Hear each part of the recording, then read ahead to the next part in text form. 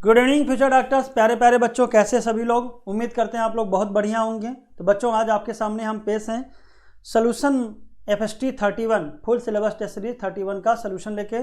और आपको पता है फुल सिलेबस टेस्ट सीरीज के सोल्यूशन को आप जरूर गंभीरता से देखा करिए, क्योंकि आपको पता है कि इसमें कंप्लीट बायोलॉजी आती है। आपके मिस्टेक्स जो हैं उसको कम करने की पूरी कोशिश की जाएगी। और हम लोग बताएंगे कि इस क्वेश्चन में अगर मान लीजिए आपको थोड़ा बहुत डाउट है तो उसको कैसे रेक्टिफाई करिए, कैसे स्टेटमेंट और कैसे मल्टीपल चॉइस, कैसे असर्शन रीजन और कैसे आपका मैचिंग टाइप के क्वेश्चन को आसानी से करेंगे। चलिए, हमारा मिशन है नीट 2024 के लिए आप पढ़ने का अधिकार सबको और डॉक्टर बनने का भी अधिकार सबको। क्वेश्चन है पहला आपका स्टेटमेंट वाला है, population growth through birth and I migration and decline through death and E migration. तो आपको फार्मूला एक पता होगा बेटा,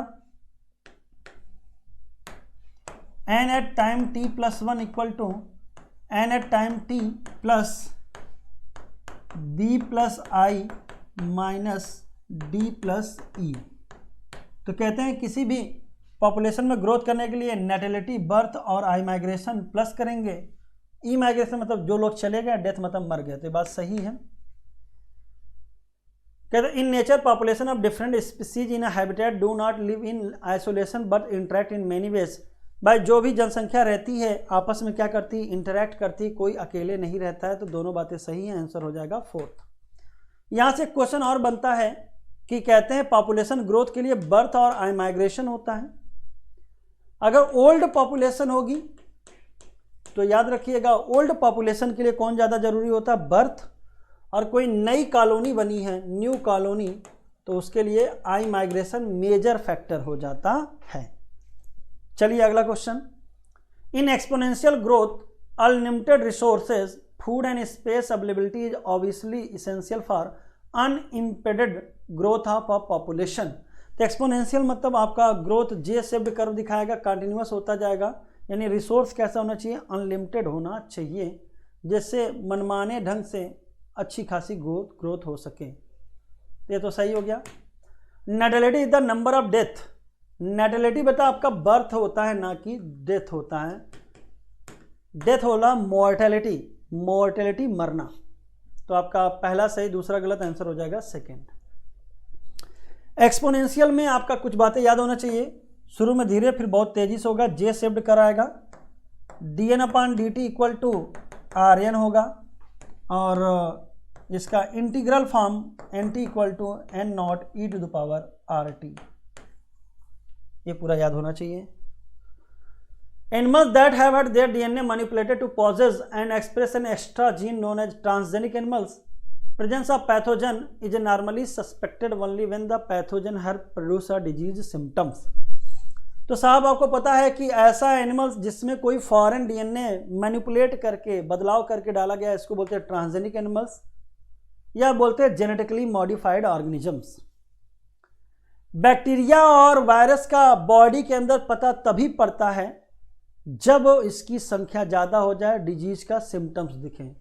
और ये आपका आता है लेट डायग्नोसिस के तरीके में, या नाम बोलते थे ट्रेडिशनल डायग्नोसिस। तो बेटा आपका दोनों बातें सही होगी, आंसर हो गया फोर्थ। जैसे यूरिन एनालिसिस, सीरम एनालिसिस इसमें आएगा। जेनेटिकली मॉडिफाइड एनिमल में आपका सबसे ज़्यादा मोर देन 95% पाया जाता है माइस। ठीक है। Use of micro organism for disposal of pollutant is termed as integrated organic farming, cybernetics, bio remediation, zero waste. तो बेटा इसको बोलते हैं बायो रेमेडिएशन, मतलब उपचार करना। एक बैक्टीरिया है स्यूडोमोनास फ्यूटिडा, इसको बोलते हैं सुपर बग या ऑयल ईटिंग बैक्टीरिया। ठीक है। और याद रखिएगा प्रोफेसर आनंद मोहर चक्रवर्ती ने बनाया था बायो रेमेडिएशन के लिए। साइबरनेटिक रोबोटिक्स टेक्नोलॉजी है। इंटीग्रेटेड ऑर्गेनिक फार्मिंग, ऐसी फार्मिंग करना जिसमें जीरो वेस्ट हो और कैसा हो, साइक्लिकल हो।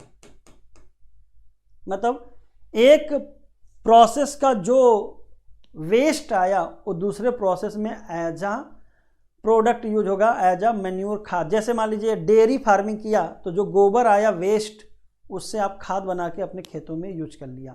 साथ ही साथ हमने एपीकल्चर यानी हनी बी प्रोडक्शन किया, हनी भी मिला और आपके खेतों का क्या हो गया, पॉलिनेशन भी हो गया। विच one of the following matching is correct? Early diagnosis PCR होता है, conventional method of diagnosis urine analysis, early diagnosis recombinant DNA technology. तो सारी बातें सही हैं भाई। अर्ली डायग्नोसिस में पीसीआर, आरडीटी एंड आपका आता है एलिजा एंजाइम लिंक्ड इम्यूनोसार्बेंट एसे, और कन्वेंशनल या लेट में आता है यूरिन सीरम एनालिसिस। ये तब पता चलेगा जब पैथोजन की संख्या, डिजीज का सिम्टम दिख जाएगा, और अर्ली बिना डिजीज के सिम्टम्स आए पैथोजन की संख्या जब कम होती है तभी कर लिया जाता है। Amazonian rain forest lungs of the planet बोलते हैं। 20% ऑक्सीजन निकलता है, ग्रेटेस्ट बायोडाइवर्सिटी पाई जाती है, प्लांट आपके 40,000 से ज़्यादा, रेप्टाइल 378, मैमल्स और एम्फीबिया 427 एंड 1.25 लाख यानी 1,25,000 ये थे इनवर्टिब्रेट।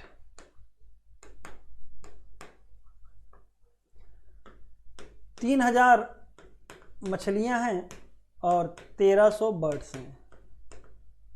ये पूरा आपको अमेजोनियन का डेटा याद होना चाहिए। How many structure are modified stem? इनमें से कितने स्ट्रक्चर हैं जो मॉडिफिकेशन ऑफ स्टेम है? तो बेटा दिया है thorn, phylloclade, pitcher, phyllode, cladode and tendril. तो जरा ध्यान दीजिए, थॉर्न आपका स्टेम वो भी कौन सा, एक्सिलरी बड का है। कहाँ एग्जाम्पल पढ़ा था आपने?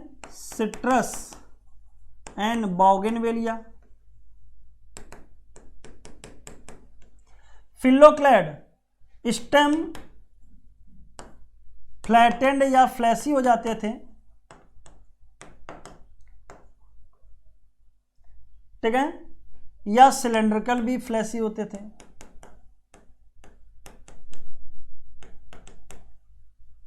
फ्लैटेंड फ्लैसी में अपुंसिया आता था और सिलेंड्रिकल फ्लैसी में यूफॉर्बिया आता है।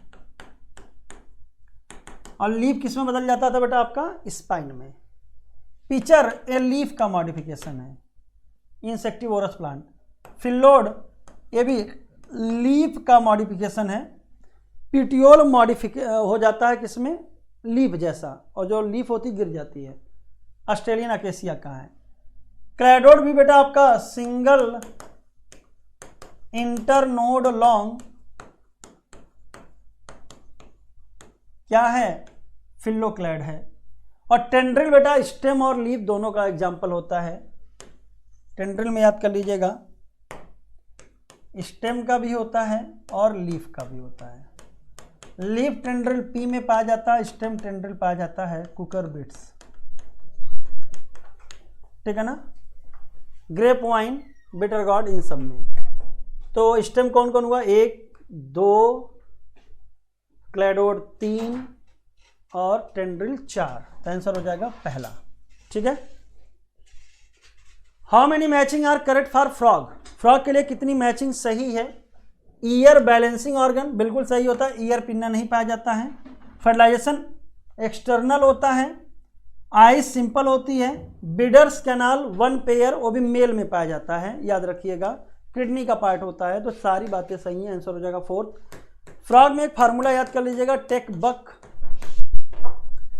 Testis, vasa efferentia, kidney, Bidder's canal, urogenital duct and cloaca, ये स्पर्म का पाथ होता है। Blood is a fluid muscular tissue, bone is a specialised epithelial tissue. तो भैया आपका ब्लड बोन दोनों क्या होता है? कनेक्टिव टिश्यू, इसलिए गलत हो गया। तो ब्लड, बोन, कार्टिलेज ये स्पेशलाइज्ड कनेक्टिव टिश्यू होते हैं।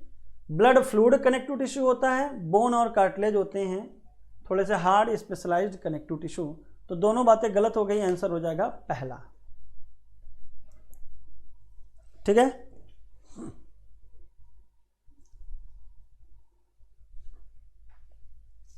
चलिए आगे, trichomes, root hair, stomata are included under.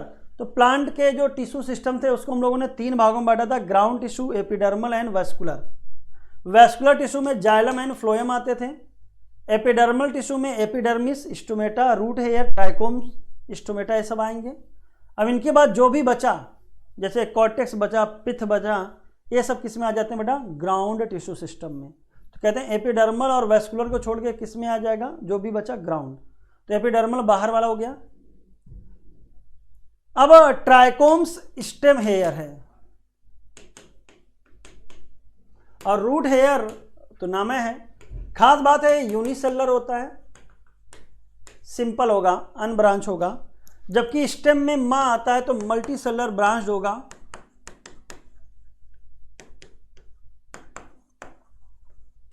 और एक बात याद रख लीजिएगा बेटा, मल्टी सेलुलर ब्रांच होने के साथ साथ ए स्टिप कड़े भी हो सकते हैं और ग्लैंडुलर भी हो सकते हैं, बहुत सारी इसके काम है। ब्रांच अनब्रांच सब दिखता है, प्रिवेंट करता है वाटर लॉस को। Which one of the following are correct match, इनमें से कौन सी मैचिंग गलत है, चलिए बताइए। फ्लोएम फाइबर लिविंग होता है, वेसल लिविंग है, sclereid component of phloem, companion cell, xylem, parenchymatous cells. तो बेटा फ्लोएम फाइबर चाहे जाइलम फ्लावर सब डेड होते हैं। फ्लोएम के 3 कंपोनेंट लिविंग होते हैं, एक डेड। फ्लोएम फाइबर डेड होता है, बाकी sieve tube, companion cells and phloem parenchyma living होता है, ये भी डेड होगा। तो कहते हैं जाइलम के 3 कंपोनेंट डेड होते हैं, xylem vessel, xylem tracheid, xylem fibre और जाइलम पैरेनकाइमा लिविंग होता है।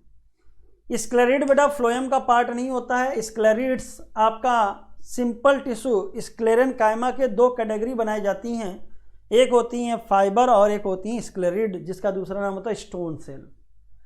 कंपेनियन सेल स्पेशल पैरेनकाइमेटस इसलिए लिखा जाता है क्योंकि कंपेनियन सेल आपका कंट्रोल करता है किसको, activity of sieve tube element, क्योंकि सीव ट्यूब एलिमेंट की कोशिकाओं में न्यूक्लियस नहीं पाया जाता। Select the correct option for the given diagram. तो बेटा ये आपका एंजाइमेटिक एक्टिविटी बनाई गई है, ए हो गया एंजाइमेटिक एक्टिविटी। बी आपका यहां पे देखिए 2 चीज हो सकती है, पीएच भी हो सकता है और टेम्परेचर भी हो सकता है, ठीक है ना। तो कहते हैं एंजाइमेटिक एक्टिविटी मॉडरेट या ऑप्टिमम पीएच या टेम्परेचर पे बेस्ट होता है, उससे कम या ज़्यादा पे घटने लगता है। तो ए हो गया एंजाइमेटिक एक्टिविटी, तो हो जाएगा आंसर फर्स्ट। अगर ये वाला ग्राफ आता तो ये सबस्ट्रेट वाला होता है। केएम वैल्यू कहते हैं सबस्ट्रेट का वह कंसंट्रेशन जिसमें मैक्सिमम एक्टिविटी या वेलोसिटी का हाफ मिल जाए। Select the correct statement for the given diagram. तो बेटा ये आपका नर्व फाइबर है, सबसे लॉन्गेस्ट सेल होती है, 90 सेंटीमीटर या 1 मीटर तक हो सकती है। स्मॉलेस्ट नहीं होगा, लॉन्गेस्ट प्लांट का नहीं है, एनिमल का है, ऑर्गेनिज्म तो है ही नहीं, सेल है। जीएन रामाचंद्रन डिस्कवरी 1954 में इन्होंने triple helical structure of collagen दिया था और रामाचंद्रन प्लॉट दिया था, ये बात तो सही है। जीएम रामाचंद्रन पीएचडी किए थे बेटा कैम्ब्रिज से,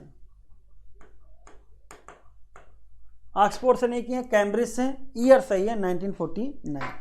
तो पहला सही, दूसरा गलत, आंसर हो जाएगा सेकंड। थोड़ा सा याद कर लीजिएगा, हालांकि मैक्सिमम हम लोग यही याद करते थे, triple helical structure of collagen protein इन 1954। आपको जान के आश्चर्य हो जाएगा, जितने भी साइंटिस्ट दिए गए हैं आपके हर यूनिट से पहले जीएन रामाचंद्रन का क्वेश्चन पूछा जा चुका है।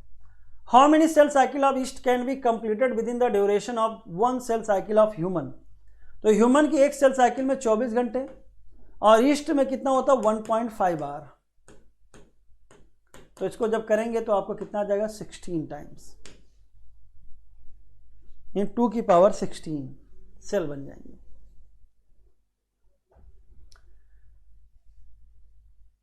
विच of the following are not related with meiosis 1।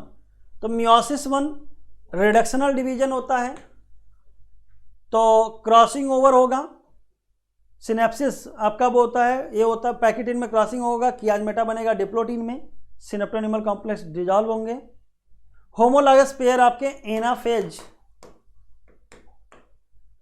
1 में सेपरेट होंगे, लेकिन स्प्लिटिंग बेटा आपका कब होता है? एनाफेज 2 में,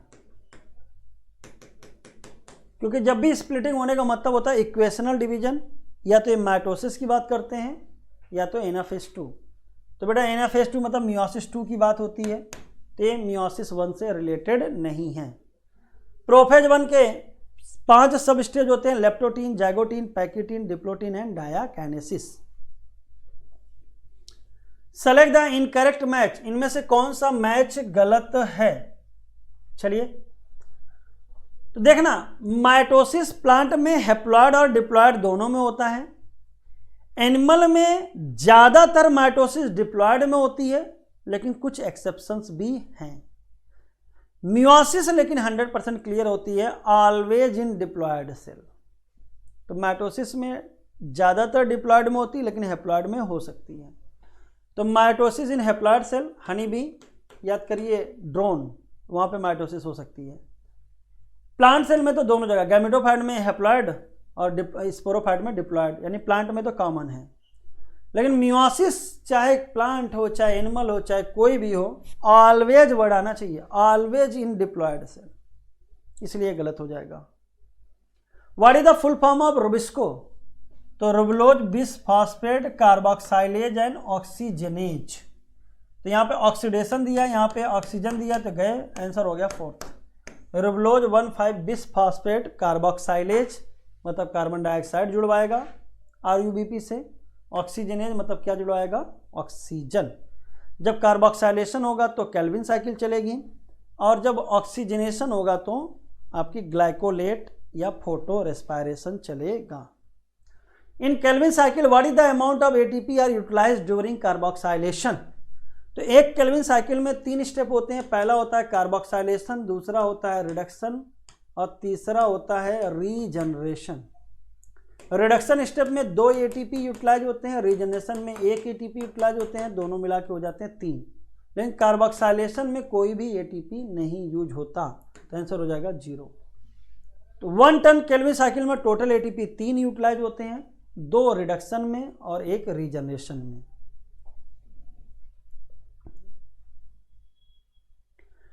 विच is the maximum carbon containing compound? Carbon number गिन लीजिए। फास्फोग्लिसरिक एसिड, ये बेटा 3 कार्बन के होते हैं, ऑक्जेलो एसिटिक एसिड 3 कार्बन के। ग्लाइकोलिक आ गया, ग्लाइकोल, तो ग्लाइकोलेट होता है बेटा 2 कार्बन के। और रिबलोज 1,5, रिबलोज राइबोज में 5 है, तो ये भी 5 कार्बन का। कीटोज शुगर होता है, ध्यान रखना, जबकि राइबोज कैसा होता है? एल्डिहाइड वाला। तो बेटा सबसे ज्यादा कार्बन किसमें हो गया? इसमें A4 कार्बन होगा। ऑक्जेलो acetic acid first stable product होता है बेटा आपका C4 पाथवे का, और C3 का होता है फास्फोग्लिसरिक एसिड 3 कार्बन का। How many matching are correct? 2 chambered, 3 chambered, 3 chambered and 4 chambered heart. तो 2 चैम्बर्ड हार्ट बेटा फिशेस में पाया जाता है। फिर एम्फीबिया और रेप्टाइल में 3 चैम्बर्ड, लेकिन कुछ रेप्टाइल में एक्सेप्शन है, जैसे क्रोकोडाइल, बर्ड्स एंड मैमल्स, इसमें 4 चैम्बर्ड, फिशेस में 2 चैम्बर्ड। तो ये गलत हो जाएगा। अगर 3 चैम्बर्ड होता तो एट्रिया डिवाइड करती है, 2 एट्रिया और 1 वेंट्रिकल, तो ये तो गलत हो जाएगा। 2 ventricle, 2 atria and 2 ventricle 4 chambered में, तो 2 सही 2 गलत। जब बेटा 2 चैम्बर्ड होता है तो एक राइट साइड और लेफ्ट साइड, राइट साइड वाला डीऑक्सीजनेटेड ब्लड लंग्स को भेजेगा, और लेफ्ट साइड वाला ऑक्सीजनेटेड ब्लड पूरे बॉडी को भेजेगा। Angina can occur in men and women of any age, but it is more common among the middle age and elder. तो कहते हैं एंजाइना बोलते हैं acute chest pain due to low oxygen blockage के कारण। ये किसी भी एज को हो सकता है, लेकिन मिडिल एज में और बूढ़ों में ज़्यादा दिखता है।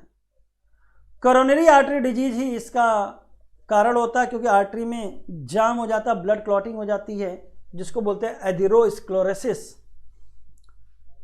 ये वेसल को प्रभावित करते हैं, जो किसको? हार्ट की मसल को क्या प्रोवाइड करते हैं? ऑक्सीजन। और हार्ट की मसल सबसे बिजी होती हैं, हमेशा काम करती रहती हैं। दोनों बातें क्या हो जाएंगी बेटा? सही।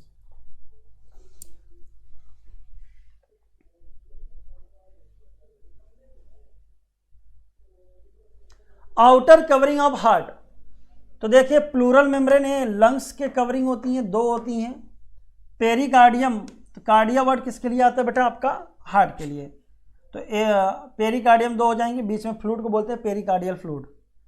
पिया मीटर, अरेक्नोइड एंड ड्यूरामेटर, ये बेटा कवरिंग होती हैं ब्रेन्स की मिनिंजेस। और मेजॉर्चियम, ये बेटा टेस्टिस में पाया जाता है, टेस्टिस को स्क्रोटम से जोड़ने के लिए आता है मेजॉर्चियम। Which of the following matching are wrong? Acetyl coenzyme में malic acid, alpha ketoglutaric acid and fumaric acid. तो एसिटिल कोएंजाइम में 2 कार्बन सही है, मैलिक एसिड 4 होता है, अल्फा 5, फ्यूमेरिक 5 है ना, तो ये गलत हो जाएगा, और फ्यूमेरिक में 4। क्रेब्स साइकिल में याद रखिएगा, अल्फा से पहले 6 carbon, alpha ketoglutaric acid 5 carbon, और अल्फा के बाद 4 carbon.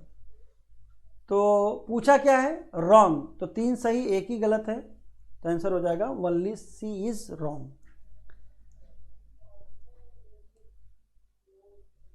Citric acid, isocitric, cis aconitic and oxalosuccinic acid, ये 6 कार्बन के होते हैं। अल्फा कीटोग्लूटेरिक एसिड 5 कार्बन का होता है। सक्सिनिल कोएंजाइम में succinic acid, fumaric acid, malic acid and ऑक्जेलो acetic acid, ये 4 कार्बन के होते हैं। फार्मूला याद कर लीजिएगा, सी सिसो alpha S square F M O, ये 5 कार्बन का, इससे पहले सब 6 कार्बन के और इसके बाद 4 कार्बन के। Citric acid, cis aconitic, isocitric and oxalosuccinic. Glycolysis is a chain of, तो 10 स्टेप की रिएक्शन होती है। पार्शियल ब्रेकडाउन होता है ग्लूकोज का और बनते हैं 2 molecule of pyruvic acid, 2 NADH2, और नेट टोटल तो बनेंगे 4, लेकिन 2 यूटिलाइज हुए होते हैं, तो नेट होते हैं 2 ATP। तो बेटा ये डिस्कशन रहा 101 से लेके 125 तक। अब आगे का डिस्कशन कराएंगे डॉक्टर सलीम मिश्रा सर, जोरदार स्वागत करिए उनका, और उम्मीद करते हैं आपका डिस्कशन अच्छा हुआ होगा। चलिए मिलते हैं अगले डिस्कशन में। तो आइए सेशन को आगे कंटिन्यू करते हैं। Question number 126, a few normal seedlings of tomato were kept in a dark room. After a few days they were found to have become white colored like albinos. Which of the following terms will you use to describe them? तो यहाँ पर कहा गया है कि tomato के seedlings थे, इनको अंधेरे में रखा गया डार्क रूम में, और कुछ समय बाद ये कैसे हो जाएंगे? वाइट कलर, जैसे एल्बिनोज होते हैं। तो इसके लिए टर्म क्या होना चाहिए? म्यूटेटेड, एम्बोलाइज, इटियोलेटेड और डीफोलिएटेड। तो इसका करेक्ट आंसर क्या होगा? इटियोलेटेड। इटियोलेशन जो है ये एडाप्टेशन है किसके लिए? डार्कनेस के में ग्रो करने के लिए, adaptation to grow in dark. और ये है क्या? एक बेसिकली ये एनर्जी कंजर्विंग स्ट्रेटजी है, स्टोर्ड फूड को यूज करता है ये इलोंगेशन के लिए, ग्रोथ के लिए, ताकि लाइट तक पहुंच सके। तो सर्वाइवल मैकेनिज्म हुआ ये। और इसमें होगा क्या? सिम्टम्स इसके क्या होंगे? इंटरनोड लॉन्ग होगा, लॉन्ग इंटरनोड्स, और इसके अलावा और क्या प्रेजेंट होगा? Short leaves, short expansion of leave, leaves छोटी छोटी होंगी, शॉर्ट एक्सपेंशन ऑफ लीव्स, और कैसी होंगी? येलो कलर की होंगी। तो इस तरह के कुछ अडेप्टेशंस होंगे, और इनके लिए टर्म हम लोग क्या यूज करेंगे? Etiolated. Now we move to next question 127। In the given below example how many cells are haploid? तो हैप्लॉइड सेल्स का नंबर पूछा गया। मेगास्पोर, मेगास्पोर हैप्लॉइड है, माइक्रोस्पोर भी हैप्लॉइड है। Megaspore mother cell 2n, zygote 2n, endosperm 3n, pollen grain again haploid, male gametophyte है ये। जनरेटिव सेल और वेजिटेटिव सेल, पॉलन ग्रेन अगर 2 सेल स्टेज में रिलीज होगा तो ये भी गैमेटोफाइट की सेल है, तो हैप्लॉइड होंगी। Nucellus 2n। Functional megaspore meiosis के बाद बनेगा, 4 बनते हैं, 3 डीजेनरेट होंगे, ये भी हैप्लॉइड। सिनर्जिड भी n। और पॉलन मदर सेल है, तो ये कैसी होगी? डिप्लॉइड। तो टोटल हैप्लॉइड सेल्स कितनी होंगी? 1 2 3 4 5, 6 और 7। तो यहाँ पे करेक्ट आंसर क्या होगा? 127 is second, 7। Now we move to next question 128. If in a flowering plant the total embryo sac present in different flower are 100, then what is the number of total egg cell? तो different flowers में कितने दिए हुए? 100 embryo sac. Embryo sac में क्या होता है? ये एग अपरेटस है, एग सेल और 2 सिनर्जिड से मिलकर के बनेगा। ये एंटीपोडल्स और यहाँ पर एक बड़ी सेंट्रल सेल n+n। तो ये number of egg cells, what is the number of total egg cell? तो एक एम्ब्रियो सैक में 1 embryo sac is equal to 1 egg cell, या एग अपरेटस पूछा जाए तो वो भी सिंगल होगा। तो एक में अगर एक है तो 100 में कितने होंगे? तो करेक्ट आंसर होगा इसका 4th, 128 इज 4।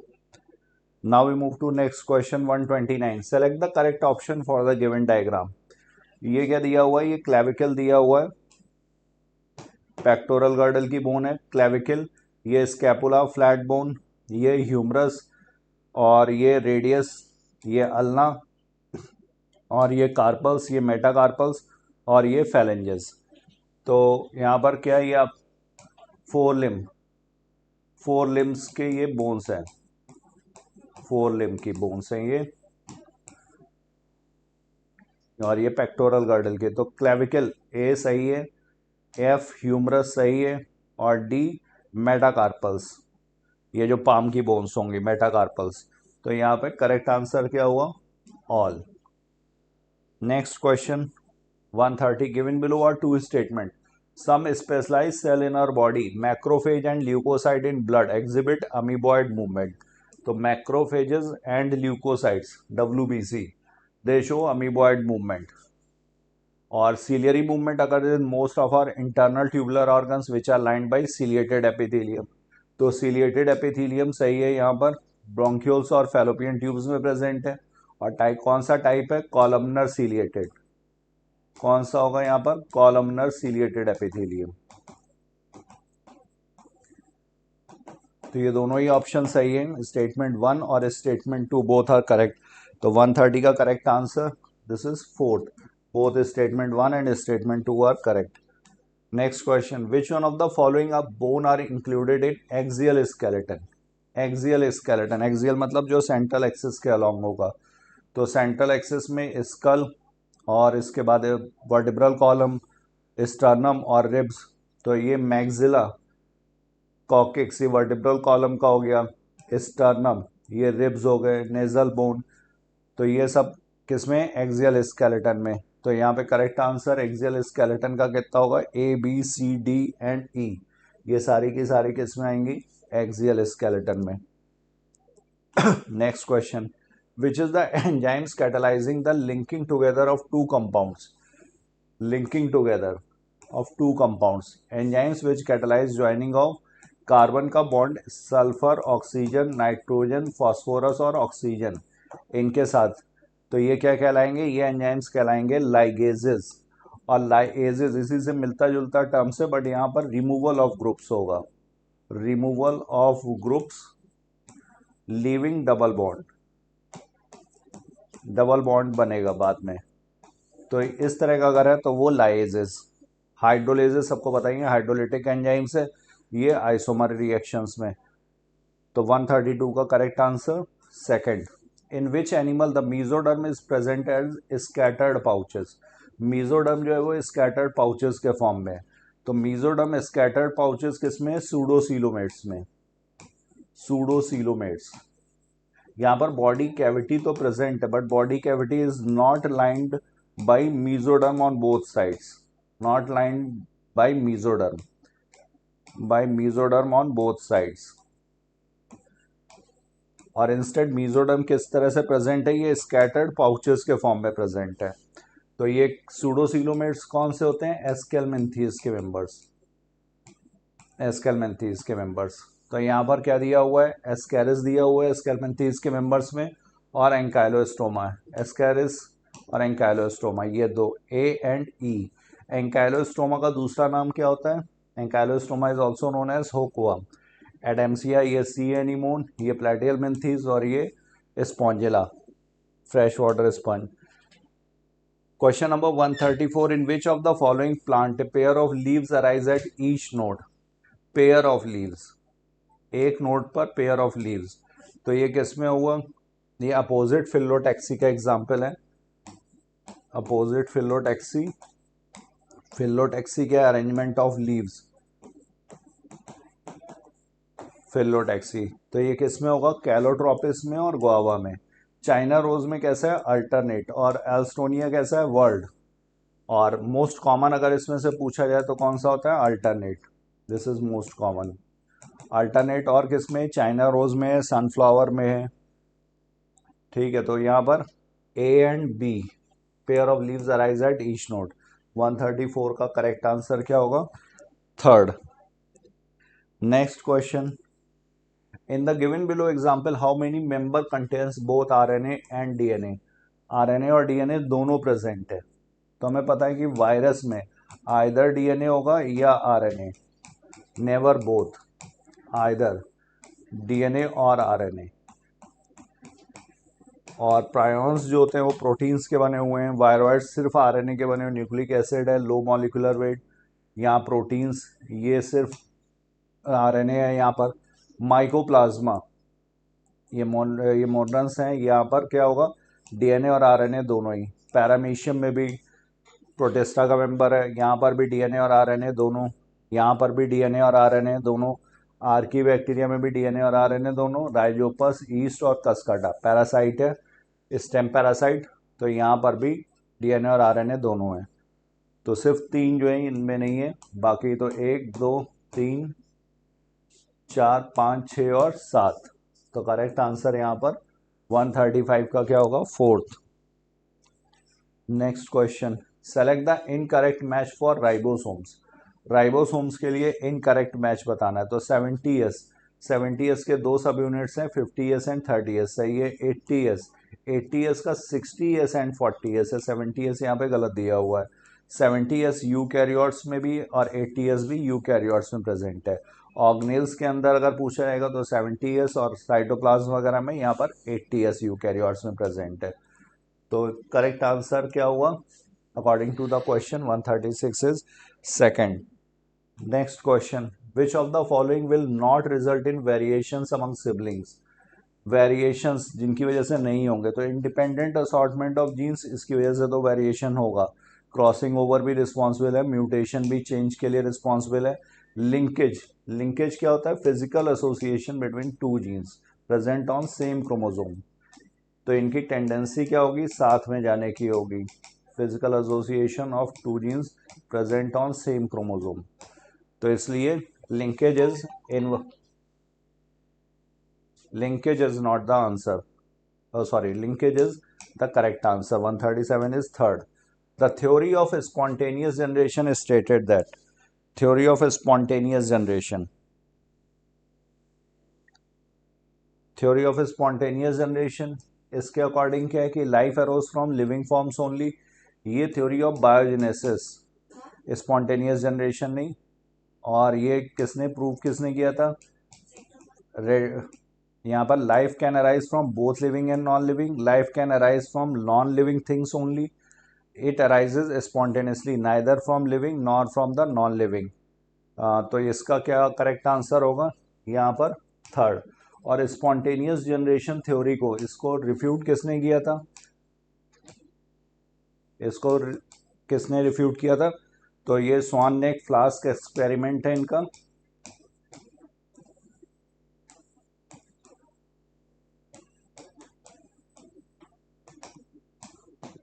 इन्होंने इसको रिफ्यूट किया था। Who gave the term saltation for mutation.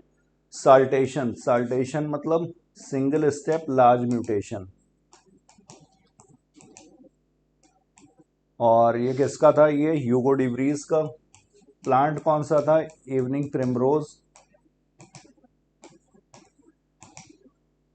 Also known as Oenothera lamarckiana. और सिंगल स्टेप लार्ज म्यूटेशन, और ये म्यूटेशंस कैसे हैं? रैंडम है और directionless, random and directionless.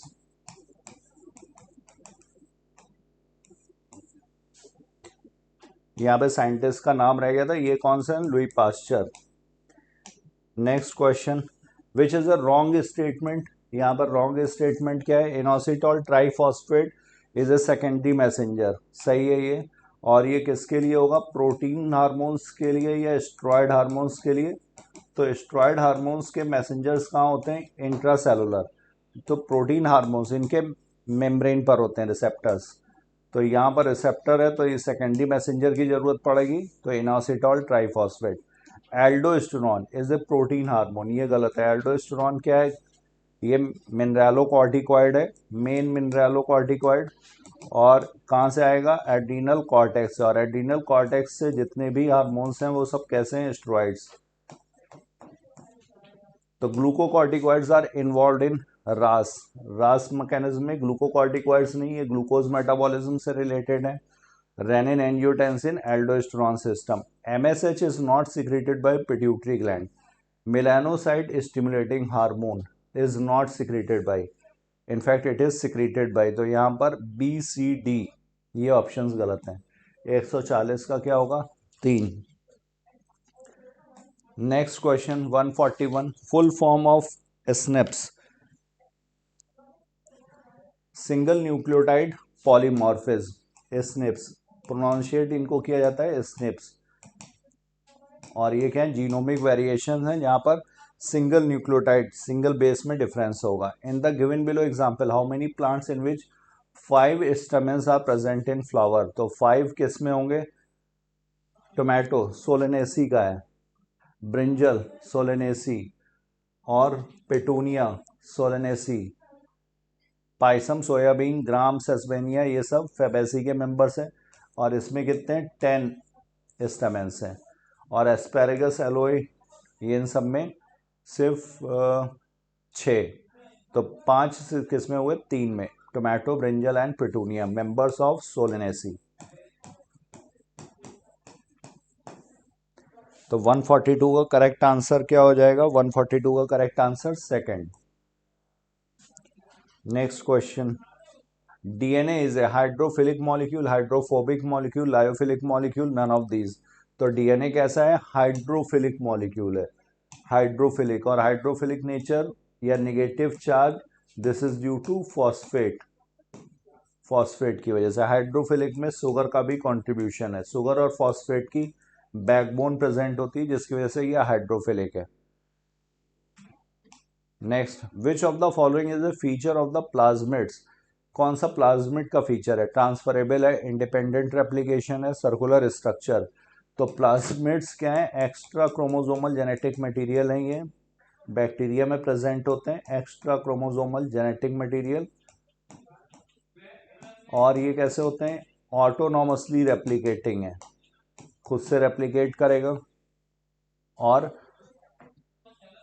Double standard DNA होगा, सर्कुलर है डबल स्टैंडर्ड DNA।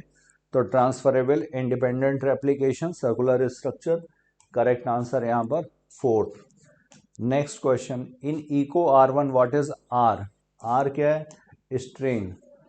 तो Roman name of the gene, Roman number, name of the strain of DNA, name of the strain of bacteria जिससे इसको obtain किया गया है।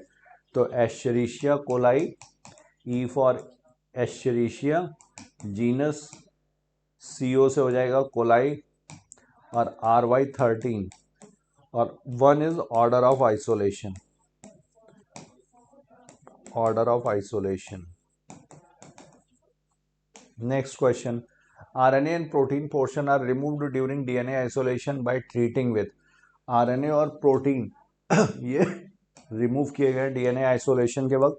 DNA pure form में चाहिए तो जो बाकी के कॉन्स्टिट्यूएंट्स हैं उनको हटाना है, तो RNA के लिए हम लोग यूज करते हैं राइबोन्यूक्लियस, और प्रोटीन डाइजेशन के लिए प्रोटीएज। पॉलीमर्स हैं ये, तो ये हाइड्रोलिटिक एंजाइम्स होंगे। Besides first restriction endonuclease, how many restriction enzymes are known today. तो फर्स्ट रिस्ट्रिक्शन एंडोन्यूक्लियस कौन सा था, HindD2, HindD2। और इसका पैलिंड्रोमिक सीक्वेंस क्या था, GTCGAC, 5' to 3'।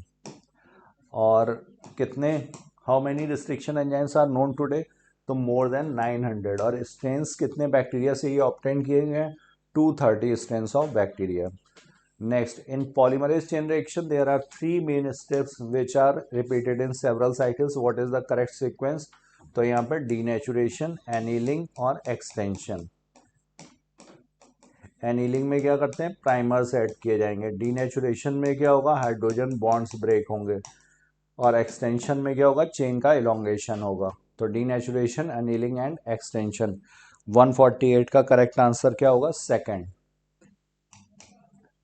Next, 149 transforming principle were given by Colin MacLeod, Oswald Avery, Griffith, Maclean, McCarthy. तो transforming principle ये सबसे पहले किसने दिया था? ग्रिफिथ्स ने दिया था. ट्रांसफॉर्मिंग प्रिंसिपल का जो ट्रांसफॉर्मिंग एजेंट है उसका नेचर बताया था Colin MacLeod, Oswald Avery, Maclyn, McCarty ने. But not all everyone was convinced. Unequivocal proof आया था मेसेल्सन एंड स्टाल के एक्सपेरिमेंट से. मेसेल्सन एंड स्टाल या फिर Alfred Hershey and Martha Chase, कौन सा सही होना चाहिए? तो Alfred Hershey and Martha Chase का एक्सपेरिमेंट था unequivocal proof. Meselson and Stahl का क्या था? Semi conservative nature of DNA replication. Nucleosome in chromatin are seen as tree on string, beads on string, flower on string, stars on string. तो nucleosome DNA का जब compaction होगा, DNA की जब packaging होगी तो उसमें ये स्ट्रक्चर बनेगा. हिस्टोन्स इन्वॉल्व होंगे H2A, H2B, H3 and H4 और इनके क्या? दो यूनिट्स. तो nucleosome in chromatin are seen is beads on string. तो 150 का करेक्ट आंसर हो गया second. So thank you all of you. Thank you so much. I have covered my portion. तो बेटा देखते हैं हम लोग क्वेश्चन नंबर 151.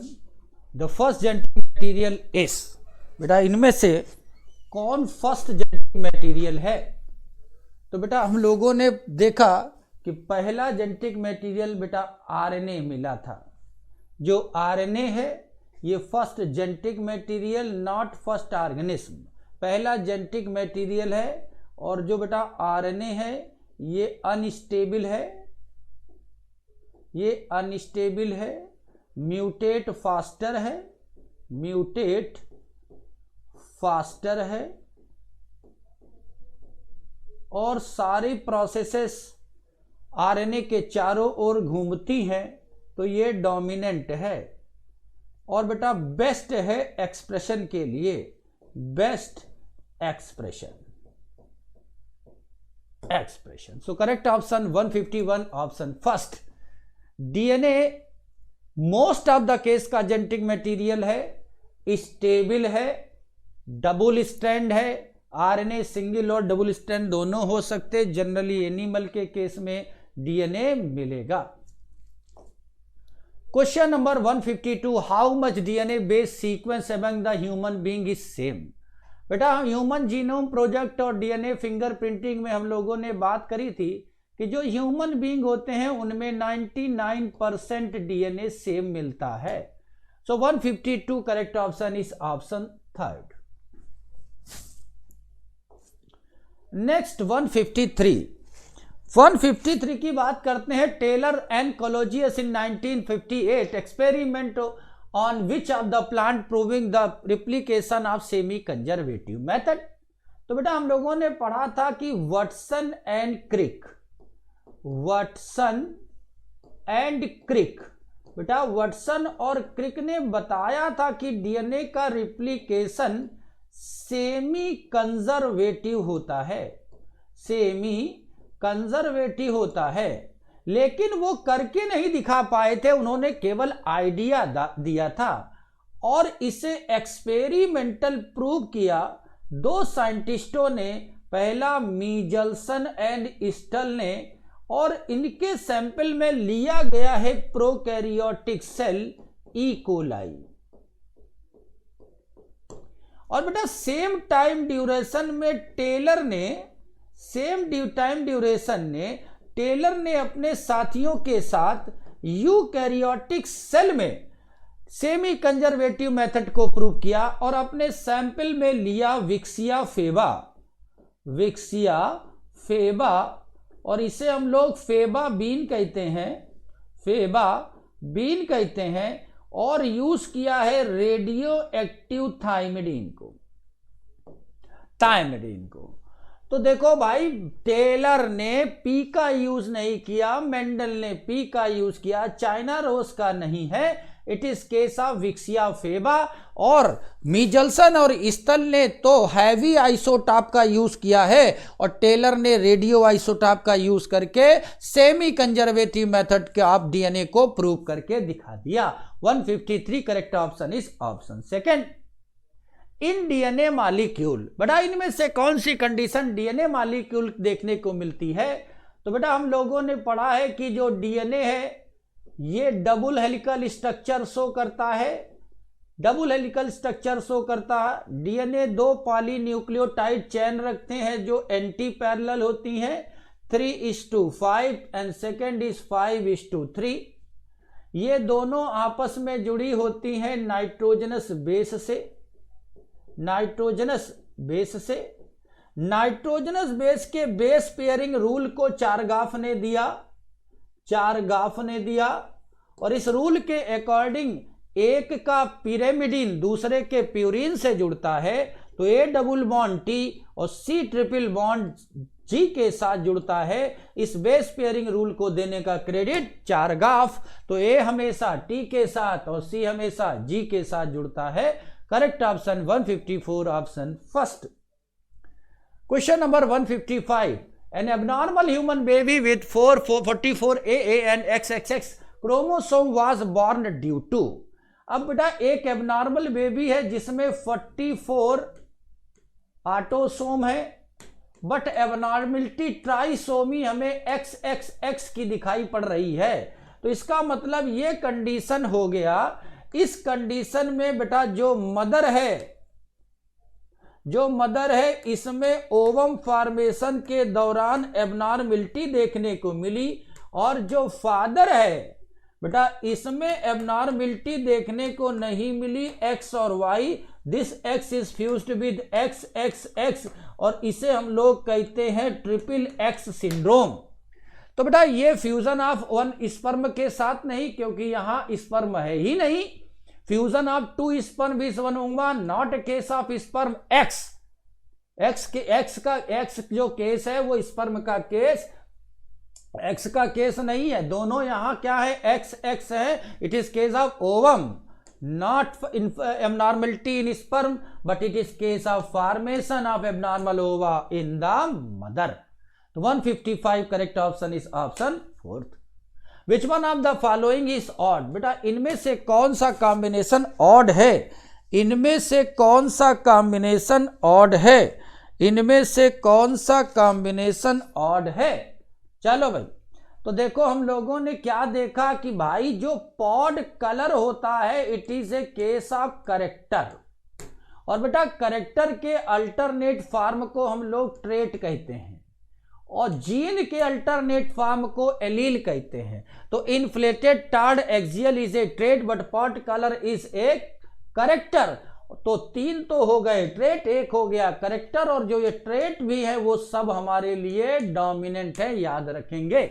तो 156 correct option is option fourth.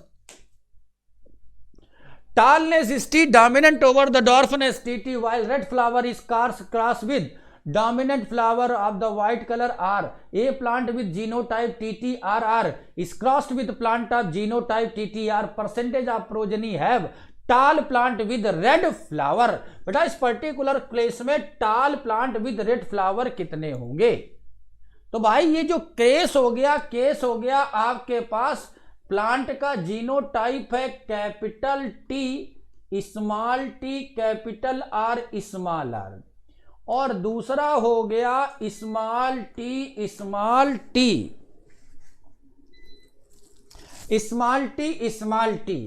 अब बेटा इससे हमारे पास 4 तरह के गेमीट बनते दिखाई पड़ेंगे, capital T capital R, capital T small T capital R और स्मॉल टी कैपिटल आर, और दूसरा मिल जाएगा small T small R. But बेटा इधर capital T small T R है, तो इधर से तो सब स्मॉल टी स्मॉल आर ही आएंगे, इधर से स्मॉल टी स्मॉल आर आएंगे, स्मॉल टी स्मॉल आर आएंगे। तो देखो भाई यहाँ जो जीनोटाइप मिलेगा वो capital T small T capital R small R, इधर जो मिलेगा कैपिटल टी स्मॉल आर, ये बनेंगे small T capital R small R, ये बन गए स्मॉल टी स्मॉल आर। और बेटा रेड टाल प्लांट विद रेड फ्लावर बनाने के लिए एक कैपिटल आर और एक कैपिटल वाई चाहिए। तो बेटा केवल ये वाला जो 25% का रेशियो मिलेगा यही कैपिटल आर कैपिटल वाई को रखता है। सो केवल 25% मेंबर टाल प्लांट और रेड फ्लावर वाले बनेंगे। और अगर इनडायरेक्टली वे में हम लोग देखें तो बेटा ये टेस्ट क्रॉस का रेशियो है, और डाई हाइब्रिड के टेस्ट क्रॉस में 1:1:1:1 का रेशियो आता है। इस बात को भी ध्यान में रखेंगे। 157 correct option is option first. A female is sterile due to rudimentary ovary. Which syndrome do you expect her? बेटा कौन से सिंड्रोम में जो फीमेल है उनमें रूडिमेंट्री ओवरी देखने को मिलती है? कौन से फीमेल में रूडिमेंट्री ओवरी देखने को मिलती है? तो साहब अपने केस में हम लोगों ने याद किया होगा बेटा 44 ऑटोसोम प्लस X0 की कंडीशन मिल जाए, और ये जो सिंड्रोम है सेक्स क्रोमोसोमल एबनॉर्मलिटी का सिंड्रोम है। Now it is case Turner syndrome. तो बेटा ये केस हो जाता है टर्नर सिंड्रोम का। और अगर कंडीशन हो जाए मेल में एक्स्ट्रा एक्स क्रोमोसोम आ जाए तो 44 प्लस XXY कंडीशन आ जाए, दिस कंडीशन इज क्लाइनफिल्टर सिंड्रोम। और 21st में ट्राइसोमी हो जाए, it is a down syndrome. So correct option 158 is option second. The term linkage was given by, बेटा coined by, इनमें से किसने टर्म लिंकेज को क्वाइन किया था? तो बेटा लिंकेज और रिकॉम्बिनेशन को दोनों टर्मों को देने का क्रेडिट एक ही शख्स को जाता है, उसे हम लोग थॉमस हंट मॉर्गन कहते हैं। और बेटा Thomas Hunt Morgan father of experimental genetics, और टर्म दिया है linkage and crossing recombination. Sutton and Boveri को याद रखे हैं, दिखते हैं theory of chromosomal determination. Mendel को याद रखेंगे फादर ऑफ जेनेटिक्स के लिए। तो term linkage given by Thomas Hunt Morgan. Reserpine is a chemical constituent of, बेटा रेसरपाइन जैसा केमिकल किससे ऑब्टेन किया जाता है? तो हम लोगों ने ध्यान से देखा था कि भाई बायोडाइवर्सिटी पढ़ते समय हम लोगों ने जेनेटिक डाइवर्सिटी की बात करी थी, जेनेटिक डाइवर्सिटी की बात करी थी। और जेनेटिक डाइवर्सिटी के केस में हम लोगों ने रेसरपाइन की पोटेंसी, रेसरपाइन जैसे केमिकल की बात करी थी, और ये ऑब्टेन होता है रॉल्फिया वोमेटेरिया से। और ये प्लांट बेटा मिलता है हिमालयन रीजन में। तो प्लांट तो हिमालयन रीजन में मिलता है, लेकिन सब में रेसरपाइन की पोटेंसी अलग अलग होती है। कहीं 100% है, कहीं 75 है, कहीं 50 और कहीं 25। ये पोटेंसी अगर चेंज हुई है ड्यू टू जेनेटिक वेरिएशन के कारण, तो it is case of Rauwolfia वोमेटेरिया। और बेटा हम रेसरपाइन का यूज बीपी ड्रग के तौर पर काम में लाते हैं। ये ड्रग्स बीपी ट्रीटमेंट में होम्योपैथिक मेडिसिन के तौर पर यूज किया जाता है। इरिथ्रोजाइलम कोका एल्कोलॉइड है। पाइसम सटाइवम मेंडल का एक्सपेरिमेंटल मटेरियल है। एट्रोफा बेलिडोना हालोसिनोजिक प्रॉपर्टी करने वाला मेंबर है। तो 160 correct option is option third. Microbe use to control butterfly caterpillar, वो कौन सा माइक्रोब है जो बटरफ्लाई कैटरपिलर को कंट्रोल करने के काम में आता है? तो बेटा बटरफ्लाई कैटरपिलर हो गया इंसेक्ट, और इंसेक्ट से मुक्ति पाने के लिए हम लोगों ने बीटी का यूज किया है। Now it is case of bacillus thuringiensis। So correct option 161 is option third. Standing crop, बेटा इनमें से स्टैंडिंग क्रॉप किसे कहते हैं? स्टैंडिंग क्रॉप किसे कहते हैं? बेटा दो टर्म पैरेलल चलते हैं, स्टैंडिंग स्टेट और स्टैंडिंग क्रॉप।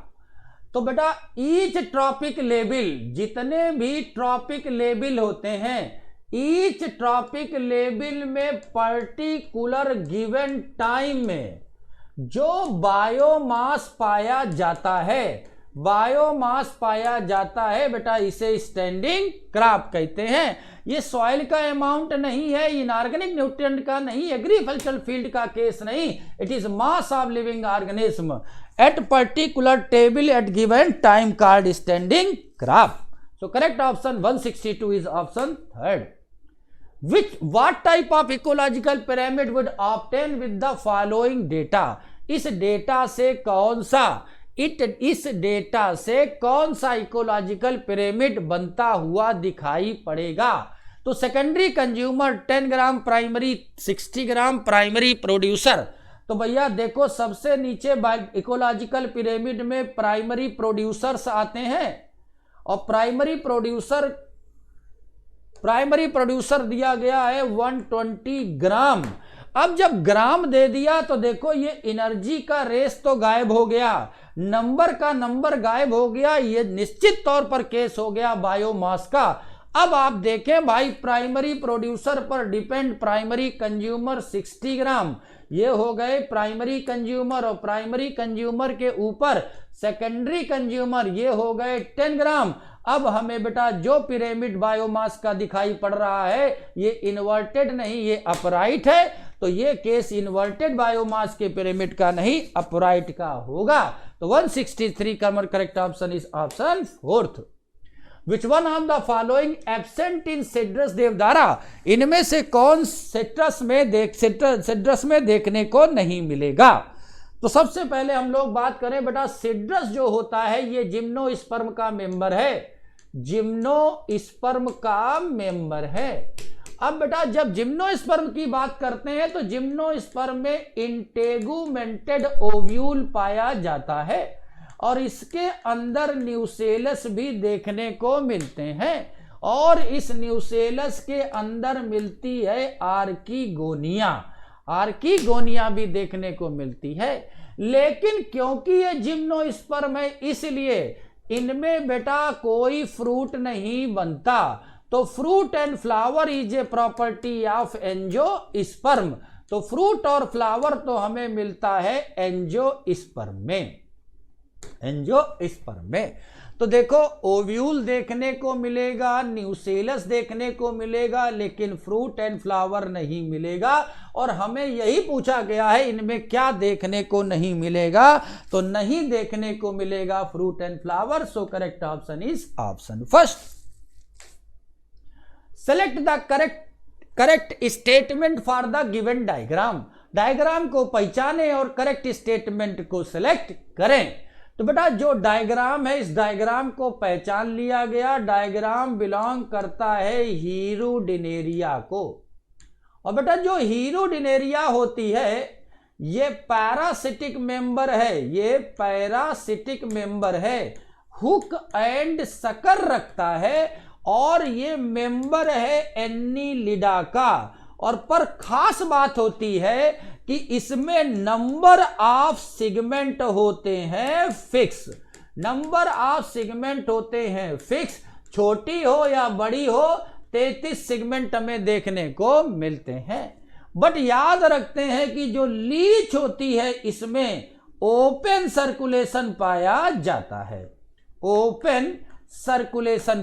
जाता है। एनिलिडा के member segmented, number of segment fix नहीं होते हैं, लेकिन लीच के केस में नंबर ऑफ सेगमेंट फिक्स होते हैं। पहली बार क्लोज सर्कुलेटरी सिस्टम एनिलिडा में मिला, लेकिन लीच में ओपन सर्कुलेशन पाया जाता है। ये मोनोसियस होता है ट्रू, ये सीलोमेट होते हैं true, body cavity true coelom पाई जाती है एनिलिडा से लेकर कार्डेटा तक। लेकिन इसमें बेटा क्लोज सर्कुलेटरी सिस्टम नहीं होता, ओपन सर्कुलेशन होता है। So correct option is option fourth. Diploblastic animal contain 2 embryonic layer, this embryonic layer are. बेटा जो डिप्लोब्लास्टिक एनिमल होते हैं उनमें 2 एम्ब्रियोनिक लेयर पाई जाती हैं। वो एम्ब्रियोनिक लेयर कौन कौन सी होती हैं? तो देखो, सबसे पहले एक्टोडर्म की प्रेजेंस होती है और एंडोडर्म की प्रेजेंस होती है, और पहली बार प्लेटीहेल्मिन्थेस में मीजोडर्मेट अपीयरेंस, तब बॉडी ट्रिप्लोब्लास्टिक बनती है। तो बेटा जहां जहां मीजोडर्म है बाहर निकाल दें। So it is case of option first. पहली बार मीजोडर्म प्लेटीहेल्मिन्थेस में देखने को मिलती है, पहली बार ब्रेन प्लेटीहेल्मिन्थेस में देखने को मिलता, पहली बार फॉल्स सिगमेंटेशन प्लेटीहेल्मिन्थेस में देखने को मिलता, पहली बार मल्टीपल लार्वल कॉम्बिनेशन प्लेटीहेल्मिन्थेस में देखने को मिलती है। Given below the two statements, sum total of the chemical reaction occurs in our body is metabolism. The scope of systematic was later enlarged, include the identification, nomenclature and classification. तो बेटा body के अंदर जितने भी chemical reaction होते हैं इन्हें metabolism कहते हैं। This is true. और इस रिएक्शन में या तो हमें एनर्जी प्रोड्यूस होते दिखाई पड़ती है या एनर्जी कंज्यूम होती दिखाई पड़ती। अगर प्रोड्यूस तो इसे कैटाबॉलिज्म और कंज्यूम तो इसे एनाबॉलिक। जो catabolic exercise destructive, anabolic synthesis. तो first statement is true. Scope of systematic later enlarge including identification, nomenclature. State जो सिस्टमेटिक होता है इसका स्कोप टैक्सोनॉमी से ज्यादा होता है। टैक्सोनॉमी में हम लोग सिस्टमेटिक में क्लासिफिकेशन प्लस एवोल्यूशनरी रिलेशनशिप दोनों पर फोकस करते हैं। So 167 both statement are correct. So correct option is option fourth. Correct. So correct option is option fourth. चले भाई 168। In the given below example how many are viral diseases animal. बेटा इनमें से कौन सी डिसीज एनिमल में virus से होती हैं?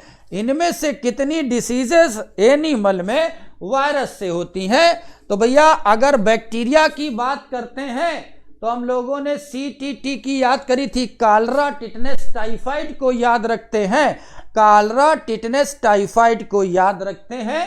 तो common cold viral, mumps viral, small pox viral, mumps viral, small pox viral, influenza virus, herpes virus और HIV वायरस। तो टोटल 6 डिसीजेस जो हैं वो हमें वायरस से होती नजर आ रही हैं। सो correct option is option first. Common cold को याद रखते हैं। कॉमन कोल्ड जिस वायरस से होता है बेटा इसे हम लोगों ने राइनो वायरस कहा है, राइनो वायरस कहा है। टिटनेस, टिटनेस कॉलरा टाइफाइड, तो कॉलरा टिटनेस टाइफाइड CTT ये सब बैक्टीरियल डिसीजेस होती हैं।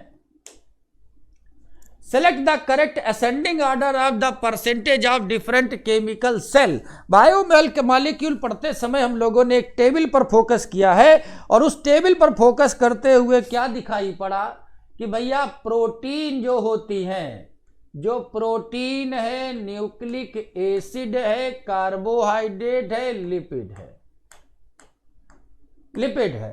तो जो प्रोटीन होती हैं बेटा वो हमें 10 से 15% मिली, 10 से 15% मिली है, और जो लिपिड है वो 2% मिला है, कार्बोहाइड्रेट 3% है और न्यूक्लिक एसिड 5 to 7% देखने को मिलती है। लेकिन 70 से 90%, 70 से 90% हमें वाटर देखने को मिलता है। अब इस डेटा की बेसिस पर हम इसे अरेंज कर लें तो अरेंजमेंट हमें देखने को मिल जाएगा option first 169। Correct option is option first. Next, select the correct statement of alanine and glycine. Alanine और ग्लाइसिन के रेफरेंस में इनमें से कितने स्टेटमेंट सही हैं? तो देखो भाई, एलेनिन और ग्लाइसिन दोनों न्यूट्रल एमिनो एसिड हैं, बिल्कुल सही। Both are same carbon containing compound, बस यही बात गलत हो गई। जो एलेनिन है और जो ग्लाइसिन है दोनों में कार्बन का नंबर अलग अलग होता है। बेटा एलिनिन में 3 कार्बन होते हैं और ग्लाइसिन में 2 कार्बन देखने को मिलते हैं। दोनों एमिनो एसिड है, इनका फंक्शन नोन है, इसलिए ये प्राइमरी मेटाबोलाइट है। और दोनों प्रोटीन बनाने के मोनोमर हैं, एमिनो एसिड है, ये बात भी हो गई सही। तो केवल B is incorrect but A C D are correct. So correct option 170 is option second. Next चले 171 की ओर। 171 they are given below the two statement. Indian house is an elegant experiment with aquatic plant showed the bright light sunlight small bubble were formed around the green part while the dark they do not later identify these bubble to be oxygen. बेटा Indian house ने जब experiment किया था तो अपने setup को light में भी रखा, डार्क में रखा। जब लाइट में रखा तो उन्हें एयर बबल्स की प्रेजेंस आई और इसी एयर बबल्स को 1774 में प्रीस्टले ने ऑक्सीजन कह दिया था। So first statement is true. In photosynthesis O2 released from carbon dioxide not from H2O। बस यही बात गलत हो गई कि भैया वान नील ने एक्सपेरिमेंटल प्रूव कर दिया था कि H2O से ही ऑक्सीजन निकलती है, CO2 से नहीं। तो स्टेटमेंट सेकंड हो गया फॉल्स और फर्स्ट हो गया ट्रू। तो first is correct and second is incorrect. So correct option is option second. 172 the given below the example of how many plant belongs to cucurbitaceae. बेटा इनमें से कितने मेंबर कुकुरबिटेसी के मेंबर्स होते हैं, इनमें से कितने मेंबर कुकुरबिटेसी को बिलोंग करते हैं। तो बेटा लौकी तरोई कद्दू की फैमिली को कुकुरबिटेसी कहते हैं। तो साहब आपके पास लौकी तरोई कद्दू के इस केस में 2 ही मेंबर हैं, पहला पंपकिन, दूसरा cucumber. So correct option is option third. Yes 173 cartilage are present in our body. Cartilage हमारी बॉडी में कहां देखने को मिलती है। तो भैया cartilage flexible special connective tissue के पार्ट में है, एक तरफ बोन एक तरफ कार्टिलेज। ये फ्लेक्सिबल है, प्लीबल मैटर है और इसमें कॉन्ड्रिंग साल्ट पाया जाता है। ये बॉडी के डिफरेंट पार्ट पर है, टिप ऑफ नोज पर भी है, आउटर ईयर पर भी है और वर्टिब्रल कॉलम में 2 वर्टिब्रिस के बीच में भी है। सो 173 correct option is option fourth. Which of the following family perianth is present. इनमें से कौन सी फैमिली में बेटा पेरियंथ देखने को मिलता है। तो बेटा पेरियंथ स्टडी कराता है टेपल्स की, पेरियंथ स्टडी कराता है टेपल्स। और टेपल्स होते हैं जब सेपल और पेटल हो जाती हैं fuse, no differentiation in sepal and petal. So this is called perianth और it is represent by P। और जो पेरियंथ हमें देखने को मिलता है ये 2 फैमिली में मिलता है। पहली फैमिली एक हो गई पोएसी और जिसका दूसरा नाम हो गया ग्रेमिनी और हमें देखने को मिलती है लिलिएसी। और दोनों में सिमिलरिटी है बेटा, दोनों मोनोकाट की फैमिली है, मोनोकाट की फैमिली है। तो correct option 174 is option fourth. In culture medium 10 yeast present. Yeast are gradually divided into culture medium. In culture medium after 6 hours how many yeast will be present? तो भैया 10 east ली गई, 6 घंटे के बाद culture में कितनी ईस्ट होंगी।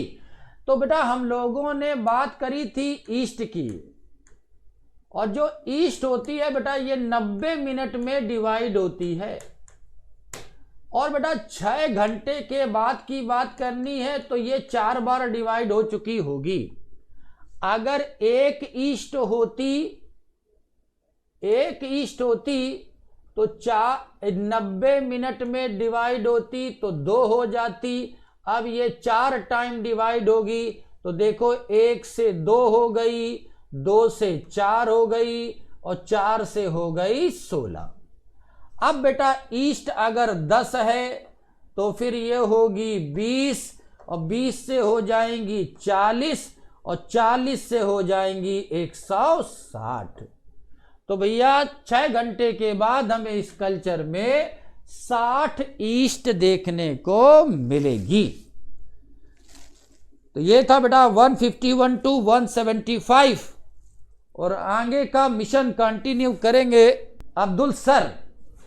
Hello बच्चों, तो हमारे खाते में जो क्वेश्चन आए हैं 176 से लेकर 200 तक हमें कराने हैं। आपने एफएसटी का टेस्ट दिया होगा और उसके डिस्कशन पे हमें बात करनी है, डिस्कशन कराना है बेसिकली। देखिएगा आपके सामने क्वेश्चन रहा 176, आपको बताना है। देखिए कहा जा रहा है क्वेश्चन में बाइंडिंग ऑफ ऑक्सीजन, जो ऑक्सीजन की बाइंडिंग है बच्चा हीमोग्लोबिन के साथ जो ऑक्सीजन की बाइंडिंग होती है is primarily related to partial pressure of oxygen. Means बच्चा ये प्राइमरली डिपेंड करता है कि पार्शियल प्रेशर ऑफ ऑक्सीजन कितना है। बहुत आसानी से इस बात को समझा जा सकता है। देखो बच्चा, जितना ज्यादा ऑक्सीजन का वॉल्यूम होगा उतना ज्यादा पार्शियल प्रेशर होगा, और ऑक्सीजन का वॉल्यूम जितना ज्यादा होगा बच्चा उतना ज्यादा ऑक्सी हीमोग्लोबिन बनेगा। तो ये तो बात हो गई, ऑक्सीजन हीमोग्लोबिन के साथ चिपक कर बॉन्ड बनाएगा। यस, चलिए तो पहला स्टेटमेंट तो ठीक है। कहा जा रहा है अब पैराबोलिक कर्व मिलेगा, ऑब्टेन होगा जब आप ग्राफ प्लॉट करेंगे, परसेंटेज सैचुरेशन और पार्शियल प्रेशर के बीच में ग्राफ प्लॉट करेंगे। तो बच्चा यहां पर गलत हो गया, वो सिग्मोइड कर्व होता है। ऑक्सीजन डिसोसिएशन कर्व जो होता है वो सिग्मोइड कर्व होता है बच्चा। तो ये बात यहां से गलत हो गई। तो पहला स्टेटमेंट सही है और दूसरा स्टेटमेंट इनकरेक्ट है। तो 76 का भैया आप सब जवाब क्या दे सकते हैं? आप जवाब दे सकते हैं 2। 76 का क्या होगा बच्चा? 2। हाँ, दूसरा देखिए अब 177, the maximum volume of air a person can breathe in, जितना मैक्सिमम सांस एक बंदा ले सकता है आफ्टर फोर्स्ड एक्सपायरेशन। तो फोर्स्ड एक्सपायरेशन कर लो, जबरदस्ती सांस छोड़ दो बच्चा। तो पहले 3 स्टेप पे देखो, उसके बाद तो पहले जो आपने जबरदस्ती छोड़ा है वो लेंगे। यस, उसके बाद क्या लोगे? Tidal volume. उसके बाद जबरदस्ती वाला फोर्सिबल इंस्पायरेशन करोगे तो IRB। तो इन तीनों को मिला के बच्चा वाइटल कैपेसिटी बोलते हैं। रेसिडुअल कैपेसिटी में होता है बच्चा नॉर्मल सांस छोड़ने के बाद जितनी हम ब्रीथ कर सकते हैं। तो इसमें होगा बच्चा टाइडल वॉल्यूम प्लस होगा IRB। यस, ठीक है। उसके बाद रेसिडुअल वॉल्यूम जो होगा, हम पूरी तरीके से फोर्सफुली सांस एक्सपायर कर दिए, अब जो हमारे लंग्स में हवा बचा रह गया बच्चा उसे बोलते हैं रेसिडुअल वॉल्यूम। अब नॉर्मल सांस छोड़ने के बाद जो हवा लंग्स में रिमेन है बचा है उसे बोलते हैं फंक्शनल रेसिडुअल। यहां में डिफरेंस ये है बच्चा, यहां जबरदस्ती सांस छोड़ने के बाद फोर्सिबल एक्सपायरेशन करने के बाद जो लंग्स में एयर बचा रह गया उसे बोलते हैं रेसिडुअल वॉल्यूम। और जबकि यहां पर क्या कहा जा रहा है, नॉर्मल एक्सपायर करने के बाद जो लंग्स में हवा बचा रह जाए। ओके बच्चों, तो इसका आंसर होगा 3rd। अब कहा गया है कि इन 80S राइबोसोम, 80S राइबोसोम है जो बच्चा, उसमें S stand for, S stand होता है किस लिए? Sedimentation coefficient. It is indirectly, S indirectly measure करता है वॉल्यूम को नहीं, डेंसिटी और साइज को बच्चा क्या करता है? ये मेजर करता है, एरिया और डेंसिटी नहीं, ओनली साइज नहीं। इसका पूरा कॉन्सेप्ट आता है जैसे सेडिमेंट किस रेट से वो बैठ रहा है। अगर large particle, small particle, density ज्यादा है कम है तो वो उसका बैठने का रेट अलग अलग होगा। तो ये डेंसिटी और साइज पे क्या करता है? डिपेंड करता है, मतलब मेजर करता है डेंसिटी और साइज को। यस, चलिए आइए, which of the following statement are correct with reference to given below animal. दिए गए एनिमल में कौन सा स्टेटमेंट, इस सब को एनिमल देख, इस सब एनिमल आप देखिए, उसके बाद ये स्टेटमेंट बताइए कौन सा इसमें से क्या है बच्चा करेक्ट है। बाबू इधर देखना। तो मैंने कहा देखो, बुफो जो होता है, बुफो टोड, ये एम्फीबिया का मेंबर है। क्रोकोडाइल जो है ये रेप्टाइल का मेंबर है बच्चों। पावो जो है ये है बच्चा बर्ड। उसके बाद टेरोपस फेलिस ये है मैमल्स। तो देखिएगा यहां पर पहला statement, all are belong to same class, सबका सेम क्लास नहीं है बच्चा, सभी देखिए इसका class amphibia, reptile, bird, mammals, class अलग अलग है। ऑल बिलोंग टू, जितने भी हैं वो बिलोंग कर रहे हैं, all are belongs to from same supra class. Supra class बच्चा एम्फीबिया, रेप्टाइल, बर्ड, मैमल सब का है टेट्रापोडा। टेट्रापोडा। तो बच्चों सुप्रा क्लास तो सेम है, तो ये स्टेटमेंट सही हो गया। तो ऑल ऑफ दिस तो किसी मायने में नहीं होगा, जो पहला गलत हो गया। चलिए इसका मतलब ये भी गलत ही है, समझ रहे हैं कि नहीं। ऑल और बिलोंग्स टू डिफरेंट फाइलम, सबका फाइलम सेम है कॉर्डेटा, तो बी वाला स्टेटमेंट यहां पर सही है। 80 का जवाब दीजिए बच्चों। Select the correct option for the given diagram. दिए गए डायग्राम में बच्चा आपको ये ब्रायोफाइटा के मेंबर है, और ब्रायोफाइटा के मेंबर जो होते हैं बच्चा वो हैप्लॉन्टिक होते हैं, उनकी बॉडी हैप्लॉइड होती है। तो ए यहां पर क्या, ए के पास क्या लगाएंगे बच्चों, ए आर्चिगोनिया, आर्चिगोनियोफोर, जिसपे रखा है archegonium female sex organ. B है बच्चा जेमा कप में जेमा रखा है। सी है राइजवाइट, और सारे के सारे पूरी बॉडी हैप्लॉइड होगी। हैप्लॉन्टिक मेन प्लांट बॉडी है तो पूरी बॉडी हैप्लॉइड होगी। तो ए भी हैप्लॉइड स्ट्रक्चर है, बी भी है, सी भी है, ऑल ऑफ दीज हो जाएगा बाबू। इधर देखिएगा, आइए इन टेरिडोफाइटा, देखो टेरिडोफाइटा की मेन प्लांट बॉडी स्पोरोफाइट होती है, लेकिन यहां गैमिटोफाइट बेचारा नहीं होता कि बेचारा खाना नहीं बना पा रहा है, वो यहां भी इंडिपेंडेंट होता है। और ब्रायोफाइट में तो मेन प्लांट बॉडी तो इंडिपेंडेंट होगा ही। टेरिडोफाइटा की गैमिटोफाइट मल्टी सेलुलर होती है, अपना खाना खुद बना लेती है। बात तो सही है। यहां टेरिडोफाइटा एक ऐसे डिवीजन है बच्चा टेरिडोफाइटा जिसमें क्या होता है, गैमिटोफाइट एंड स्पोरोफाइट दोनों इंडिपेंडेंट है। इस बात को दिमाग में रखिएगा।